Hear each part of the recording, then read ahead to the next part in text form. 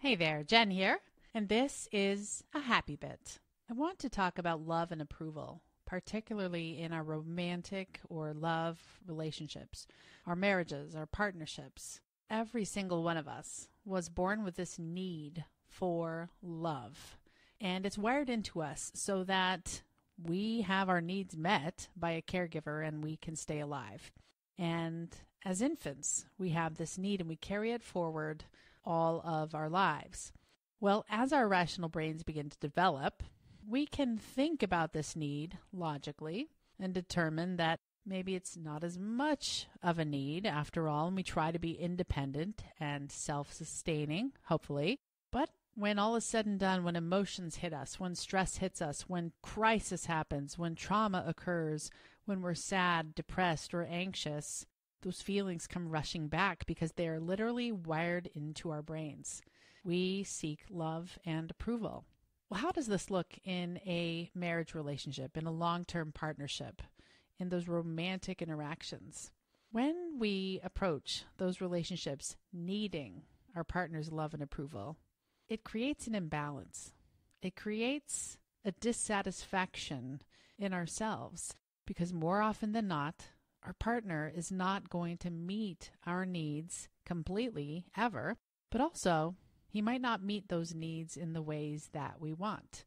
And then we might tend to engage in a bit of scorekeeping, noticing the flaws, noticing where they fall short, always longing to meet this need and finally put an end to this need for love and approval. And we think that if our partners or spouses would just measure up and do it a little better and be more thoughtful and use more words of approval and do more around the house, that finally that need would be satisfied. And I want you to close your eyes for a minute if you're not driving, if you can, and acknowledge first that you have this need for love and approval. You might be doubtful, you might be skeptical, but deep down, if you think about it, it's there. And feelings of not good enough tend to stem from this place. Always a longing to grow and to improve and to be more. And those things are amazing because they keep us alive. But I want to challenge you this month as we celebrate Valentine's Day and romance and love to think about how might you meet that need for yourself. Acknowledge that that need for love and approval will probably always be there. And maybe this is the year when you take your partner off the hook.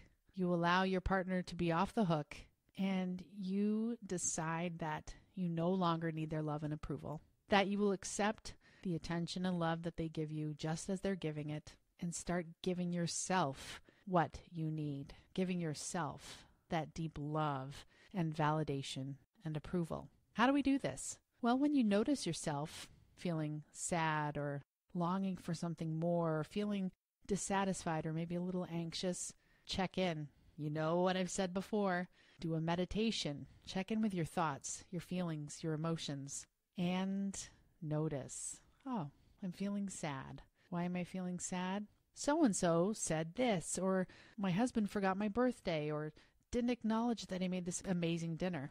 And then you take it deeper, and you might see that 95% of the time, those feelings of sadness or anxiety or worry stem from simply this fear that we're not good enough and that we're not loved, that we crave love and approval and knowing that we're on the right path. Instead of looking outside of yourself for it, though, make this the month and the year and the decade when you give yourself what you need. Maybe you look in the mirror deep in your own eyes and say, Sarah, I love you.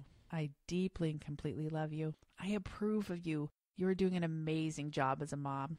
You're doing an amazing job at work.